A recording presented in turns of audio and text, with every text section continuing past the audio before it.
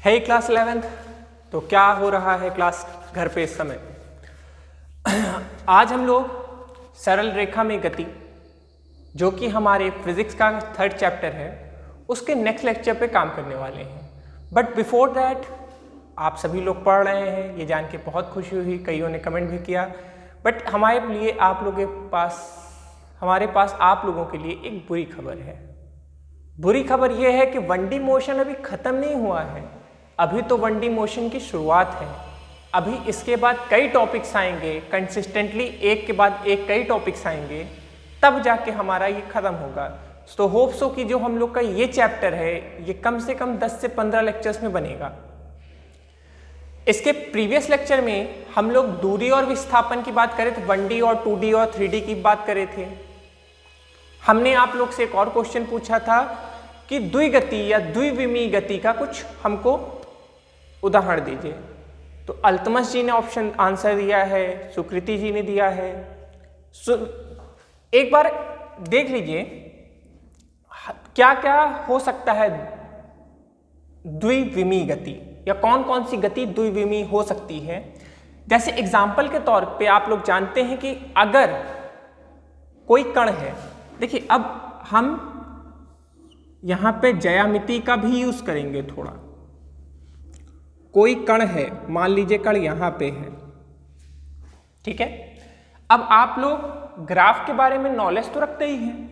Graph में ये x अक्ष हो जाता है और ये वाई अक्ष हो जाता है। 0 1 2 3 4 5 जहां तक आपको नंबर आता है लिख सकते हैं, मैं इतना ही लिखूंगा, ठीक है। अब जैसे ये कण है, ये कण में गति हुआ, इट मीन्स दैट कि ये अपने स्थान से हिला। तो अभी इसकी जो थोड़ा इसको यहां बनाते हैं ये, ठीक है। तो अभी जो इसका कोऑर्डिनेट है या जो ज्यामिति है इसकी 1,1 है, मतलब अभी ये 1,1 पे था। थोड़ी देर बाद ये कण आ गया 3,1 पे। तो जब ये यहां से यहां आया तो आप देखिए इसके केवल एक विमा में परिवर्तन हो रहा है, मतलब x वाली विमा में ही केवल परिवर्तन हुआ, y वाली विमा में कोई भी परिवर्तन नहीं हुआ। इस कारण से कौन सी गति हुई? एक विमीय गति। यही जगह इसी कण को लेते हैं और ये यहां पे आया 2,2, फिर यहां पे आया 3,2, मतलब यहां से फिर यहां फिर यहां। इसको पहले वाला प्रीवियस वाला मिटा देते हैं। तो इसमें क्या हुआ? इसके दोनों विमाओं में, मतलब विमा में परिवर्तन हो रहा है, एक में कंटिन्यूअस हो रहा है, एक में हुआ, एक में नहीं हुआ। बट अगर इसके के दोनों प्रक्षेप बिंदु या इसके प्रीवियस बिंदुओं को देखें तो यहां पे कुछ परिवर्तन हुआ। तो परिवर्तन के कारण, दोनों विमा में परिवर्तन के कारण इस गति को हम बोलेंगे द्विविमीय गति। आप में से एक बच्चे ने आंसर दिया गोलीय गति या वृत्तीय गति। This is the right answer. घूर्ण गति नहीं बोल सकते हैं, ये चीज ध्यान दीजिएगा। घूर्ण गति जो होता है वो एक विमीय गति होती है। घूर्ण गति मतलब जैसे हम कोई चीज को पकड़ लें और उसको वही जगह घुमाएं, ध्यान दीजिए अपनी ही जगह पे घुमाएं, वो घूमे इस तरह नहीं, हम आपको यहीं खड़ा कर दें और आपको यहीं पे गोल गोल घुमाने लगे, इसको बोलेंगे घूर्ण गति। जैसे पृथ्वी में दिन रात क्यों होता है? क्योंकि वो चारों अपने जो अक्ष है उस पर घूमती है, साथ ही साथ वो चारों तरफ सूरज के भी घूमती है। तो अगर पृथ्वी एक ही जगह पे खड़ी होकर पूरा गोल गोल घूमने लगे तो उसको हम घूर्ण गति बोलेंगे। अभी आगे हम लोग को घूर्ण गति भी सिलेबस में है, ध्यान दीजिए। वृत्तीय गति और घूर्ण गति पे ज्यादा बात नहीं करेंगे, लेकिन घूर्ण गति और वृत्तीय गति दोनों अलग अलग होता है। घूर्ण गति को हम बोलते हैं रोटेशनल मोशन और वृत्तीय गति को सर्कुलर मोशन इंग्लिश में बोलते हैं, और दो के दोनों अलग चीज हैं। इसमें बच्चों को काफी कंफ्यूजन होता है। चलिए, तो हमारा वृत्तीय गति द्विविमीय हो सकता है, या हमने सबसे एक छोटा सा एग्जांपल दें, एक गिट्टी लें और सामने वाले मेरे अंकल के घर में बॉल चली गई, उन्होंने नहीं दिया, तो हमने एक गिट्टी ली और खींच के मारा, तो गिट्टी कैसे जाएगी? हम जब फेंकेंगे गिट्टी, मान लीजिए ये हम हैं, ये हमारे सामने वाला अंकल के घर है, हमने ऐसे खींच के मारा, अब देखिए धीमे धीमे धीमे धीमे कुछ ऐसी की गिट्टी, तो ये भी कैसी है? ये भी द्विविमीय गति है। क्लियर है? ट्राई करके देखिएगा, बट मेरा नाम मत लगाइएगा, द्विविमीय गति। चलिए, तो हम लोग का प्रीवियस चीज खत्म हो गया। दूरी विस्थापन के बारे में हमने बात कर लिया था। दूरी विस्थापन के बारे में ज्यादा बात इसलिए नहीं हम लोग करें क्योंकि ऑलरेडी हम लोग ने इसको क्लास 9 में पढ़ा है बहुत कायदे से, तो ज्यादा बात नहीं करेंगे। हम सीधे यहाँ पे जो न्यूमेरिकल्स हम लोग टैकल कर सकते हैं, जो चीजें न्यूमेरिकल्स आ सकते हैं, तो हम सीधे न्यूमेरिकल लगाने से शुरुआत करेंगे। पहला न्यूमेरिकल नोट करते हैं। एक कण R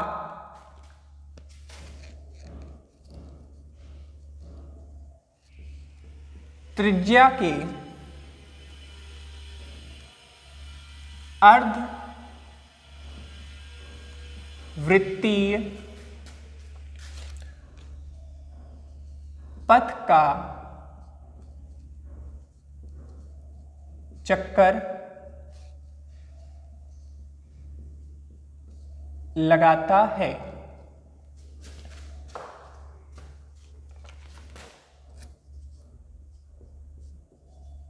कण द्वारा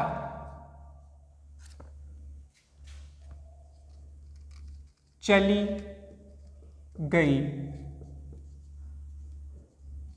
दूरी व विस्थापन का अनुपात है। Question mark. अब 4 ऑप्शन आपको दे दूं। पहला है π/4, दूसरा है 3π/4, तीसरा है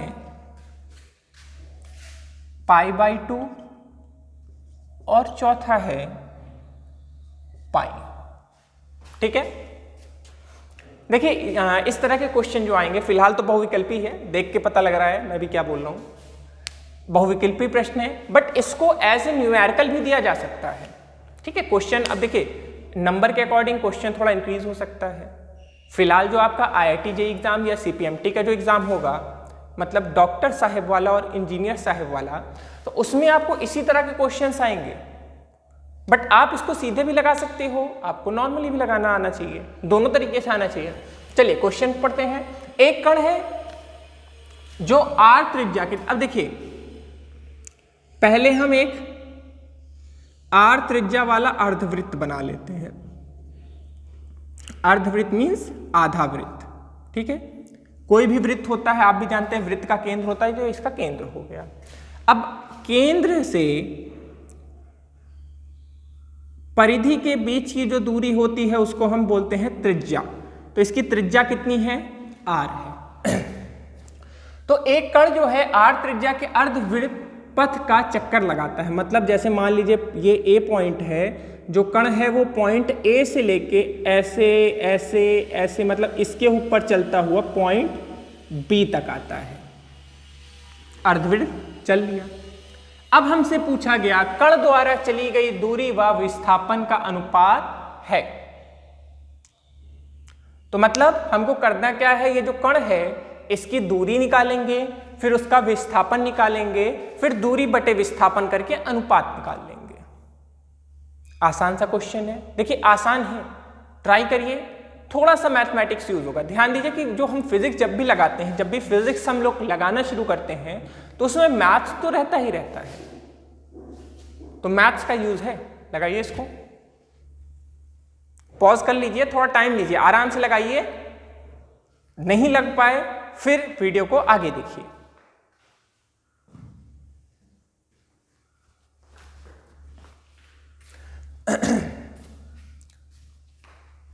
चलिए, अब जैसे कण की दूरी, पहले दूरी और विस्थापन का कॉन्सेप्ट समझ लेते हैं। दूरी क्या होता है, विस्थापन क्या होता है। देखिए अगर जो कण है, कण की दूरी की बात करें तो कण की दूरी अगर चलेगा तो वो ऐसे चलेगा, आप भी जानते हैं चली गई लंबाई को हम दूरी बोलते हैं। दो बिंदुओं के बीच चली गई सबसे छोटी दूरी को विस्थापन बोलते हैं। तो अगर कण ऐसे गया तो ये दूरी हुआ, और ऐसे गया तो ये विस्थापन हुआ। क्लियर है? तो पहले हम दूरी निकालते हैं। कण द्वारा चली गई दूरी। अब देखिए इस तरह का क्वेश्चन इतना नहीं लिखा जाता है, हम सीधे ऐसे लिखेंगे दूरी कितनी है। अब देखिए ये जो है ये हमारा क्या है, वृत्त का परिधि है। वृत्त का परिधि का जो सूत्र होता है वो होता है 2πr। आप जानते हैं ना, जैसे अगर कोई ये पूरा वृत्त हो जाता तो इसकी परिधि का जो लंबाई होता है वो 2πr होता है। ये आधा है तो आधा करेंगे तो 2πr/2, 2 से 2 कट गया, बचा क्या, 2 से 2 कट गया, बचा πr। तो दूरी कितनी हो गई हमारी, πr हो गई। बोलो क्लियर है? अब है विस्थापन। विस्थापन क्या है, ये मतलब त्यों सीधा एकदम यहां से यहां, यही है। तो इसकी त्रिज्या कितनी है बेटा, इसकी त्रिज्या r है, और r, अरे भाई ये r है, ये त्रिज्या है, इतना त्रिज्या है तो ये भी त्रिज्या होगी। त्रिज्या को त्रिज्या में जोड़ दीजिए तो r प्लस r कितना हो जाएगा, r प्लस r हमको नहीं पता, 2r होता है, लिख लीजिए भाई। अब अनुपात निकालना है। अनुपात दूरी बटे समय, तो दूरी क्या है, πr है, दूरी बटे समय बोल रहे हैं, दूरी πr और विस्थापन 2r। r ने r को खत्म कर दिया, बचा π/2। देखो ये ऑप्शन में है ये है।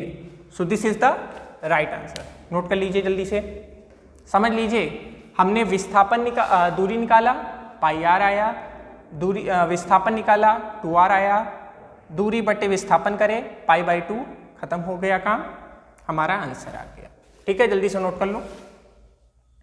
चले अगले क्वेश्चन पे।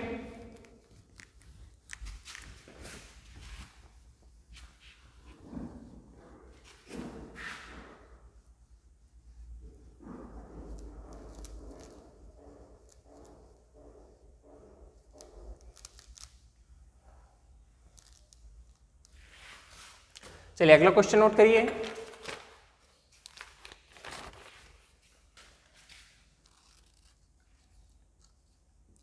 यदि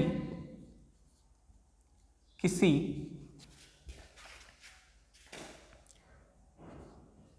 कण का विस्थापन 0 हो तो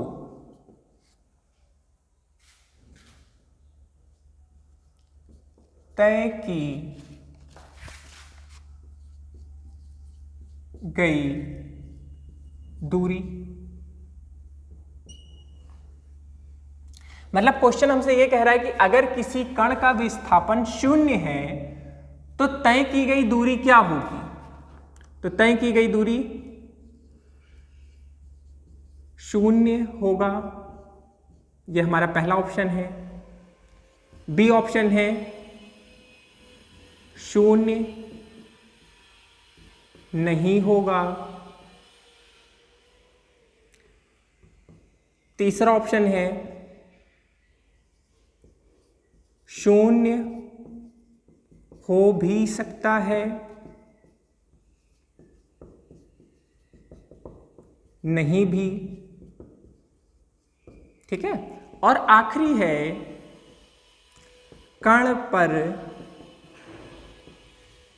निर्भर करेगा। चलो भाई फिर से आपको 4 ऑप्शंस दे दिए गए हैं, जल्दी से कर डालिए, ट्राई करिए, नहीं तो फिर बताएंगे। क्योंकि देखिए इसमें कोई न्यूमेरिकल पोर्शन नहीं है, इसमें हल्का सा दिमाग लगाना है बस। इसमें आपका जो लॉजिक है, जो आपका बेसिक जो आप समझे उसी के थ्रू आपको थोड़ा सा लॉजिक लगाना है और आपका आंसर सॉल्व हो जाएगा। एकदम सीधा सा है, हलवा क्वेश्चन है। अगर आप लोग ये नहीं लगा पा रहे तो थू थू, फिजिक्स पढ़ने कोई मतलब ही नहीं बचा। चलिए, हो गया। चलिए अब ऑप्शन चेक क्या करते हैं, आप लोग ने क्या लिया। देखिए कह क्या रहा है पहले ये समझते हैं। यदि किसी कण का विस्थापन शून्य हो, विस्थापन शून्य हो, तो तय की गई दूरी, मतलब कोई कण है उसका विस्थापन शून्य है तो उसका दूरी क्या होगा। चलिए चेक करते हैं। जैसे मान लीजिए हमने एक वृत्त, अर्धवृत्त बनाया, ठीक है। अब कोई कण जो है वो पहले यहां से यहां आया, फिर यहां से यहां आया। बात समझिएगा हमारी, या इसको हटाइए, एक सीधी रेखा लीजिए, एक सीधी रेखा में सही रहेगा, ये सीधी रेखा है, ठीक है। हम पहले ए से बी गए और फिर बी से ए वापस आ गए, मतलब यहां से सिविल लाइंस गए और सिविल लाइन से घर वापस आ गए। अब आप कहेंगे सर इसमें नई बात क्या है, हम तो सिविल लाइन जाते हैं और फिर वापस चले आते हैं। कोई बात नहीं, बहुत अच्छी बात है, ठीक है। अब अगर हम बात करें विस्थापन की, तो विस्थापन क्या होता है। जब भी हम अपने प्रारंभिक स्थिति से कुछ हटते हैं या कुछ दूरी तय करते हैं, उसी को विस्थापन बोलते हैं। और साथ में वो दूरी सबसे छोटी दूरी भी होनी चाहिए। बोलो है कि नहीं बात, ठीक है। बट यहां पे क्या है, आप ए से बी गए और फिर बी से ए वापस आ गए, मतलब आप जहां से गए फिर वहीं वापस आ गए। इट मीन्स दैट कि आपका जो विस्थापन है वो क्या हो गया, शून्य हो गया। अब मैं अपने विस्थापन के पॉइंट को थोड़ा सा और बढ़ाऊंगा। विस्थापन क्या होता है कि आप जिस बिंदु से हैं उस बिंदु से कहीं चल के जाइए, लेकिन सबसे छोटी दूरी से जाइए। मतलब दो कंडीशन होती है, अपने प्रारंभिक बिंदु से चल के कुछ दूसरे बिंदु पे जाइए और कुछ सबसे छोटे मार्ग से जाइए, उसको विस्थापन बोलते हैं। अब यहां पे आप ध्यान दीजिए कि आप जब ए से बी गए और बी से ए वापस आ गए, तो आपका जो विस्थापन था, विस्थापन जो था वो तो शून्य हो गया, लेकिन क्या दूरी शून्य हुआ? दूरी तो शून्य नहीं हुआ। क्यों? क्योंकि आप ए से बी गए और बी से ए आए। तो मान लो यहां से ए से बी जब गए तो एल गए और बी से ए आए तो फिर एल, तो दूरी कितना है? दूरी तो हमारा हो गया 2l। बात आई समझ में? ये पहला केस हो गया जब आपने दूरी तय की, पहला केस। दूसरा केस ये हो सकता है कि आप अपने स्थान से हिले ही ना हो। मतलब मैं ए पे हूं, मैं जाने वाला था, पापा ने मुझे बल भर मारा और कहा नहीं जाना है, तो क्या मैं जाऊंगा? नहीं जाऊंगा। मतलब मैं ए पे था और ए पे ही रह गया, तो जब मैं गया ही नहीं तब भी विस्थापन 0 होगा। बोलो बात आ रही समझ में? दो कंडीशन हो गया, मैं गया और वापस आ गया, विस्थापन 0 हो गया। मैं गया ही नहीं, जब मैं गया ही नहीं तो दूरी भी 0 और विस्थापन भी 0। मतलब क्या हो सकता है, जो दूरी है वो 0 होगा, ये तो सही बात है। दूसरे केस में दूरी जो है, दूसरे केस में दूरी 0 होगा जब मैं गया ही नहीं, और पहले में मैं गया और वापस आ गया। तो जब विस्थापन, इस केस में क्या था, विस्थापन यहां पे भी 0 था और जब मैं गया नहीं तब भी विस्थापन 0 था। दो के दोनों केस में विस्थापन 0 था। तो अब देखते हैं कौन सा ऑप्शन सही होगा। पहला देखते हैं, विस्थापन 0 है तो दूरी 0 होगा, ये सही है। बट कोई एक को जब टिक लगाना रहेगा तो तब के लिए ये अभी सही नहीं है, क्योंकि यहां पे दो केसेस बन रहे हैं ना और दोनों सही हैं, तो ये होने से रहा 0 नहीं होगा, ये भी सही है। देखिए पहला वाला इसको करेक्ट किया, दूसरे वाले ने इसको करेक्ट किया। तीसरा देखते हैं, 0 हो भी सकता है और नहीं भी, एकदम सही बात। यहां पे देखिए 0 है और यहां पे 0 नहीं है, तो C is the right answer. But it doesn't mean that कि आप चौथा ऑप्शन नहीं देखेंगे, आप चौथे को भी देखेंगे। देखिए अब आगे के कॉम्पिटिटिव एग्जाम्स में क्या होता है, हम लोग को पहला ऑप्शन देखें, जो कॉम्पिटिटिव एग्जाम्स में होता है, मैक्सिमम टाइम लोग क्या गलती करते हैं कि पहला ऑप्शन देखे, सही लगा तो टिक कर दिए। अरे भाई बाकी भी तो देखो, क्योंकि कॉम्पिटिटिव एग्जाम्स में जो भी आंसर्स होते हैं या जो भी इस तरह के ऑप्शनल क्वेश्चंस होते हैं, उसमें आंसर सबके सभी एक के लगभग ही बनाए जाते हैं। मतलब अगर आप थोड़ा भी कंफ्यूज रहेंगे तो आप सही की जगह गलत भी लगा सकते हैं, हाँ, कई लोग क्या होते हैं, ब्लफ खेलते हैं, तुक्का, जिसको हम लोग हिंदी में बोलते हैं तुक्का मारते हैं, तो कई बार सही भी हो जाता है, बट मैक्सिमम टाइम उसके सही चांसेस नहीं होते हैं। कण पे निर्भर करता है, तो कण से कोई मतलब ही नहीं है भाई, यहाँ पे कण की बात ही नहीं है, कण तो जैसा है वैसा ही रहेगा। तो बोलो ये बात क्लियर हो गई? जल्दी से नोट करो, अगला क्वेश्चन करते हैं। अब देखिए अगला जो तीसरा क्वेश्चन, उसमें ज्यादा कुछ हम शून्य नहीं करेंगे, चेंज करेंगे, हम बस जहां पे विस्थापन था वहां पे दूरी कर देंगे, जहां पे विस्थापन था वहां पे दूरी कर देंगे, और जहां पे दूरी था वहां पे विस्थापन कर देंगे। देखा, ब्लैक बोर्ड होने का ये फायदा होता है, बिना लिखे मैंने सब कर दिया। ठीक है, इसको सफा कर दें, वैसे इसी में काम चल जाएगा, चलिए सफाई कर देते हैं, फिर समझा लिया जाएगा।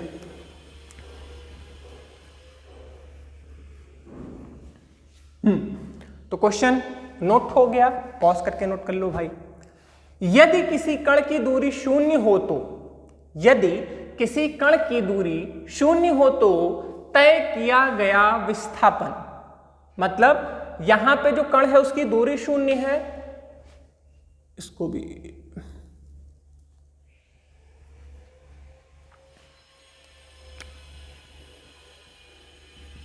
यहां पे जो है भैया दूरी शून्य है और विस्थापन के बारे में पूछा जा रहा है। ठीक है, अब आप ए बिंदु पे हैं और आप अपनी जगह से चले ही नहीं, दूरी तभी तो शून्य होगी ना। आप, दूरी का क्या है परिभाषा, कि जब आप अपने बिंदु से जरा सा भी चले या तय की गई लंबाई को हम दूरी कहते हैं। हम बिंदु ए पे हैं और बिंदु ए से हिले ही नहीं, तो जब हिले ही नहीं तो विस्थापन क्या होगा, शून्य होगा। क्या कोई और केस बन सकता है? जब दूरी शून्य है तो विस्थापन भी क्या होगा, शून्य होगा। क्या कोई ऐसा केस बन सकता है कि विस्थापन का कुछ परिवर्तन हो? कभी नहीं। अगर दूरी शून्य है तो विस्थापन भी हमेशा शून्य होगा, क्योंकि आप चलोगे ही नहीं तो विस्थापन होगा ही नहीं। ध्यान दीजिए, विस्थापन जो है वो भी दूरी का ही एक रूप है, लेकिन जो विस्थापन है वो सदिश राशि है, वेक्टर। अभी जब हम लोग आगे वेक्टर पढ़ेंगे तो विस्थापन में थोड़ी सी दिक्कत अभी आ रही होगी कि सर वो गया और वापस आ गया, कैसे शून्य हो गया। अभी बस इतना अपने मन में रखिए, क्योंकि जब वेक्टर पढ़ा जाएगा तो ये क्लियर हो जाएगा। अभी बस इतना समझिए कि आप गए और वापस अगर वहीं उसी बिंदु पे आ गए, अभी एक बस इतना समझिए कि आप ए से बी बिंदु पे गए और बी से फिर ए वापस आ गए, तो आपका विस्थापन शून्य हो जाएगा। क्लियर है बात? तो अगर दूरी शून्य है तो विस्थापन भी क्या होगा, शून्य ही होगा। यही है सही आंसर। बाकियों को देख लें, शून्य नहीं होगा, ये ऑप्शन ही नहीं है। शून्य हो भी सकता है, नहीं भी, तो इसमें इन दोनों को मिला दिया, ये भी होने से रहा, ये भी होने से रहा, और कण पे निर्भर करेगा ही नहीं। बोलो क्लियर है? मतलब अगर दूरी शून्य है तो विस्थापन हमेशा सदैव हमारा क्या होगा, शून्य होगा। क्लियर है बात?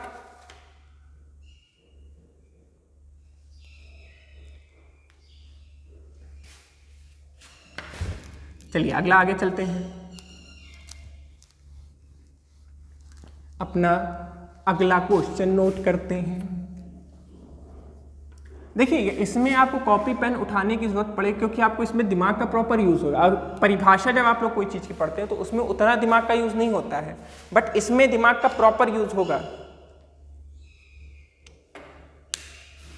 अब देखिए इसी क्वेश्चन को हम थोड़ा एक दूसरे तरीके से भी दे सकते हैं। क्या ऐसा संभव है कि विस्थापन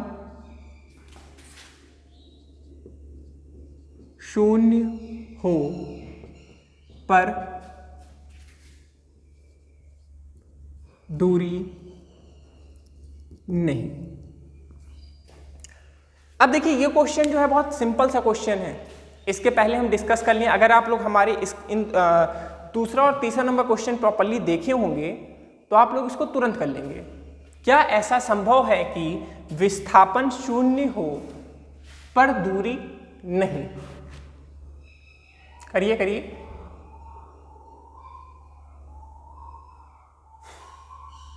देखिए इसका बहुत छोटा सा एग्जाम्पल है, उदाहरण है, आप वही एक लाइन खींचिए, आप ए से बी गए, मान लीजिए ए से बी आप 5 किलोमीटर है और फिर वापस आ गए तो 5 किलोमीटर, तो दूरी जो हो गई वो कितनी हो गई भैया?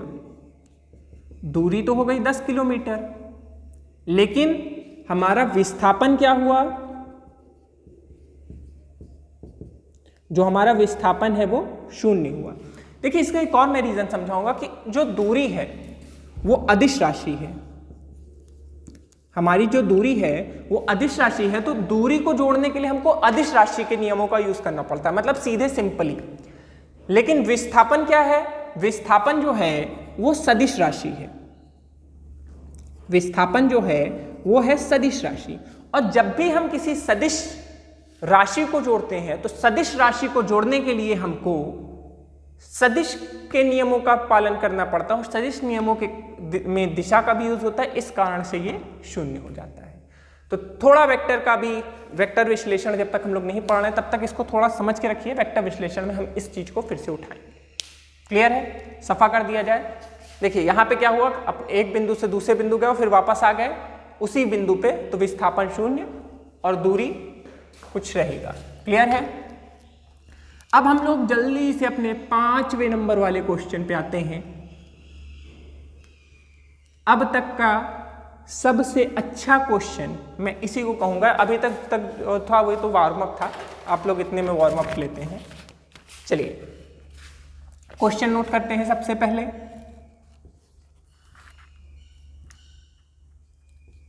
एक वस्तु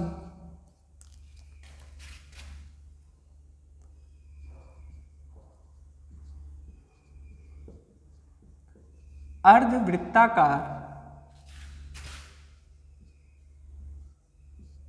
पथ के अनुदिश L दूरी तय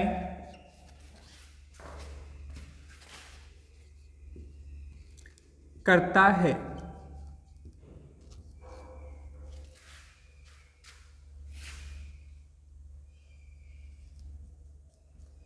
वस्तु के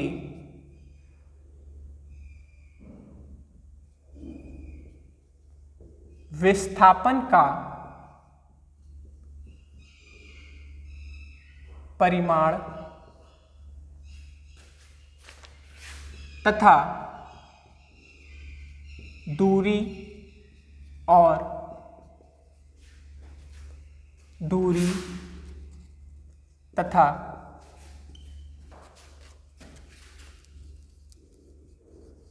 विस्थापन का अनुपात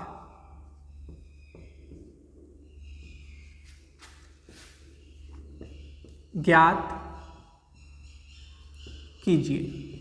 ठीक है, तो अब अपना अगला क्वेश्चन है, एक वस्तु अर्धवृत्ताकार पथ के अनुदिश L दूरी तय करता है, वस्तु के विस्थापन का परिणाम तथा दूरी तथा विस्थापन का अनुपात ज्ञात कीजिए। तो जल्दी से करिए, पॉज कर लीजिए, सब आ रहा है, एक बार मैं चेक कर लेता हूं। थोड़ा सा इसको पास कर लेते हैं तो आप लोग को और थोड़ा बड़ा दिखे।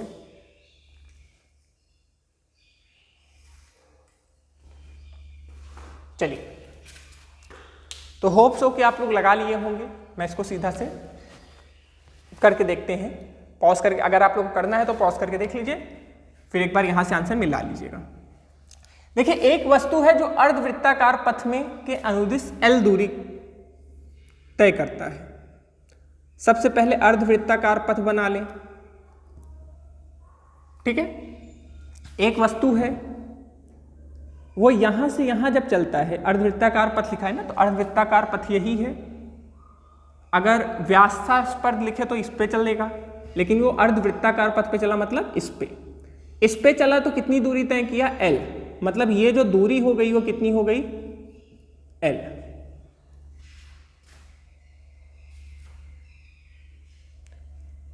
बोलो क्लियर है? अब देखिए हमको करना क्या है, यहां पे विस्थापन ज्ञात करना है और दूरी ज्ञात करना है। देखिए हमारा मेन टास्क क्या है, पहले ये समझिए। हमें मेनली यहाँ पे विस्थापन और दूरी निकालना, और अगर एक बार विस्थापन और दूरी दोनों हमको मिल गया तो दूरी और विस्थापन दोनों का अनुपात हम आसानी से निकाल सकते हैं। बोलो कोई दिक्कत? अब देखिए हमको कुछ इस क्वेश्चन में दिया ही नहीं गया, बस दिया क्या गया है, इसका जो दूरी है, मतलब इसका जो अर्धवृत्त का जो परिधि है, अर्धवृत्त की परिधि, पूरे वृत्त की परिधि नहीं, अर्धवृत्त की परिधि कितनी दी गई है, L। तो आप लोग भी जानते हैं जो पूरा हमारा वृत्त होता है उसकी परिधि का माप क्या होता है, हल यहां से कर रहे हैं, वृत्त की परिधि का माप। तो जो हमारी वृत्त की परिधि का माप होता है वो 2 पाई r होता है, बोल होता है। तो अब यही के आगे हम अर्धवृत्त कर दें, अर्धवृत्त मतलब इसको आधा कर दें, अर्धवृत्त की परिधि का माप, बोलो यही हो जाएगा। अरे भाई पूरे का 2 पाई r होता है तो आधे का बटे 2, मैथ्स बंटवारा। घर में हमारी छोटी बहन हमसे लड़ने आ गई, हमारे पास एक टॉफी है तो उसको कैसे बांटेंगे, आधा कर देंगे ना? नहीं, आधा नहीं मैं करूंगा, मैं पूरा खा जाऊंगा, खुद ही खा जाऊं, क्यों दूं भाई, मेरी टॉफी है। चलिए मतलब कोई भी चीज का बंटवारा करना है 2 लोग के बीच में तो 2 से भाग दे देंगे, 3 लोग होंगे 3 से भाग दे देंगे, लेकिन यहाँ पे अर्धवृत्त है तो 2 का भाग, 2 से 2 कट गया, बचा पाई r, पाई r, ठीक है। अब देखिए यहाँ पे जो हमारे परिधि का माप था उसकी लंबाई इन्होंने क्या बताई थी, इन्होंने हमको लंबाई बताई थी बराबर L। इसको थोड़ा नीचे ले चलते हैं, पाई r जो कि बराबर इन्होंने दिया था L। तो देखिए यहां से हम क्या निकाल लेंगे, हम यहां से त्रिज्या निकाल सकते हैं। मान लेते हैं कि इस वृत्त का जो त्रिज्या है वो क्या है, r है, मान लेते हैं, लिख लीजिएगा ऊपर कि मान लेते हैं इस वृत्त का त्रिज्या r है, तो r कितना आ गया हमारा, r आ गया हमारा L बाई पाई, L बटे पाई, बोलो आ गया। और हमको उम्मीद है कि अगर r हमारा आ गया तो हम दूरी भी निकाल लेंगे और विस्थापन भी निकाल लेंगे। क्यों भाई, अगर हमको यहां से यहां जाना है, अगर ऐसे हम गए तो दूरी तय किए, और अगर हम यहां से a से b, इसको लिख लीजिए, अगर हमको यहां से यहां जाना है सीधे गए तो विस्थापन हो गया, और विस्थापन क्या होगा, ये भी r है ये भी r है, तो r का मान क्या है, L by pi, L by pi, तो r की जगह L बाई पाई लिख दें, L बटे पाई और L बटे पाई, बोलो कोई दिक्कत? तो विस्थापन कितना हो जाएगा, तो हमारा विस्थापन हो जाएगा भैया, R भी लिख सकते हैं, L बाई पाई भी लिख सकते हैं, जो आपको इच्छा लगे। ये भी आप लिख सकते हैं और ये भी लिख सकते हैं। अब आप लोग के कुछ लोग के मन में क्वेश्चन होगा कि सर आप ये क्यों लिख रहे हैं, आप सीधे R लिख सकते हैं। अभी आपके क्वेश्चन का आंसर मैं दूंगा, हम दोनों लिख देते हैं, हम आपकी दोनों बातों से सहमत हो गए। चलिए बोलो क्लियर है, इतना नोट हो गया। अब अगला क्या है, दूरी तथा विस्थापन का अनुपात। तो चलिए दूरी तथा विस्थापन का अनुपात निकालते हैं भैया।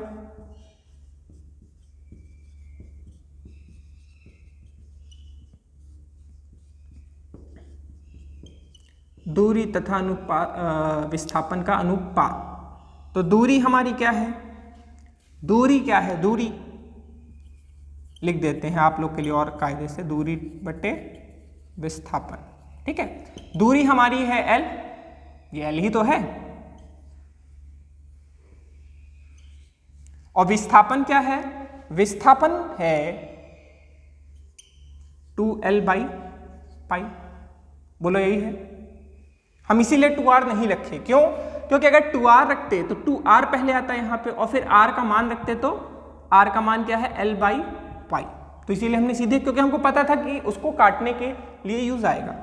L ने L को क्या कर दिया, काट दिया, पाई ऊपर गया तो क्या बचा, पाई बाई 2। तो दूरी और विस्थापन का अनुपात आ गया पाई बाई 2, और जो हमारा विस्थापन था, विस्थापन कितना आ गया, 2L बाई पाई।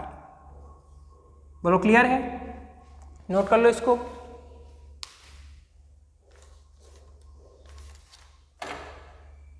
हो गया नोट। सफा करें। कोई दिक्कत होगी नीचे कमेंट बॉक्स पे आप लोग कर दीजिएगा, तो उसको नेक्स्ट लेक्चर बनाने के पहले उस चीज को हम क्लियर कर देंगे। सफा करें। अब देखिए यहाँ पे अपने लेक्चर का टाइम तो लगभग ऊपर हो चुका होगा। न्यूमेरिकल्स जो भी पोर्शन होते हैं तो वो अपने उसमें टाइम का पता नहीं लगता। मैं आपको एक क्वेश्चन दे रहा हूँ, सॉल्व करने की कोशिश करिएगा और नीचे कमेंट बॉक्स में इसका आंसर जो लिख दीजिएगा। एटलीस्ट मुझे पता लगे कि कितने लोग देख रहे हैं, कितने लोग कर पा रहे हैं, क्या दिक्कत है। तो इसका आंसर ट्राई करिएगा, गलत हो सही हो कोई दिक्कत नहीं, फर्क पड़ता है। एटलीस्ट अपने लाइफ में अपने आप को अपॉर्चुनिटी दीजिए, चांस दीजिए कि आप कुछ कर सकते हैं। क्वेश्चन नोट करिए। एक कण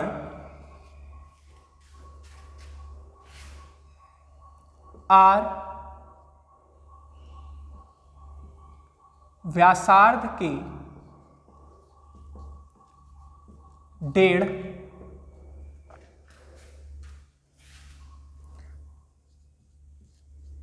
वृत्त तय करता है।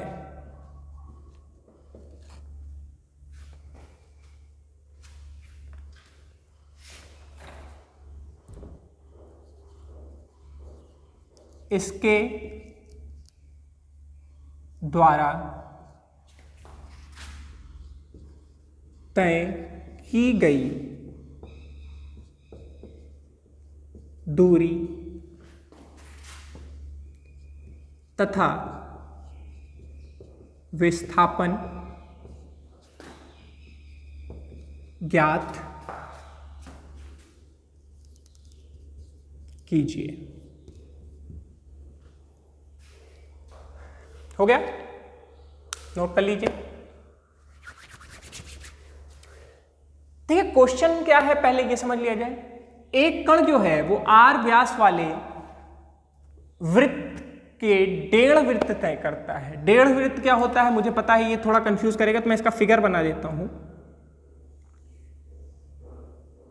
गोला आप सभी लोग जानते हैं,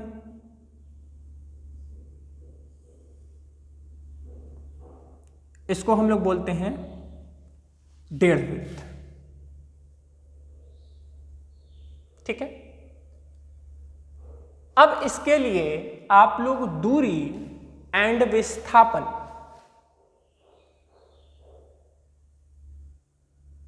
दूरी और विस्थापन सॉरी 1.5 आप लोग एक काम करिएगा, इसके लिए भी निकाल लीजिएगा और इसके लिए भी निकाल लीजिएगा, दोनों के लिए, क्योंकि दो के दोनों का यूज रहेगा। तो इन दोनों को आप निकाल लीजिए और जब आप लोग का निकल जाएगा तो नेक्स्ट वाले जो लेक्चर रहेगा उसमें हम लोग इसको डिस्कस कर लेंगे, दोनों को निकाल लेंगे, दूरी और विस्थापन। ठीक है। होप करता हूं कि जो आज का लेक्चर था इंटरेस्टिंग रहा होगा। थोड़ी डिफिकल्टीज रास्ते में हमेशा आएंगी, बट उसके पीछे पढ़ाई छोड़ देना कोई ऑप्शन नहीं है। किसी भी चीज़ से आप कुछ भी करेंगे, एनीथिंग लाइफ में कुछ भी करिए, हर चीज़ में चैलेंजेस आपको फेस करना ही पड़ेगा। तो होप करता हूं कि आप लोग चैलेंजेस से डट के मुकाबला करेंगे, बाकी जो होगा देखा जाएगा। Thank you.